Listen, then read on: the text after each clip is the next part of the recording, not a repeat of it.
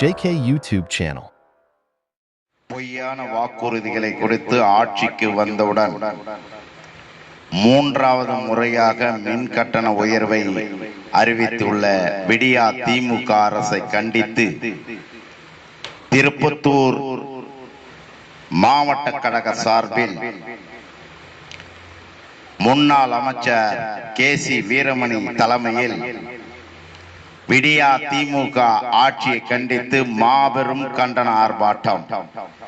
இடம் திருப்பத்தூர் தாலுகா அலுவலகம் எதிரில் நாள் 23/7/24 காலை 10 மணி அளவில் அனைவரும் அலைகடை என அழைக்கிறார். திரண்டு வாரீர்கள்.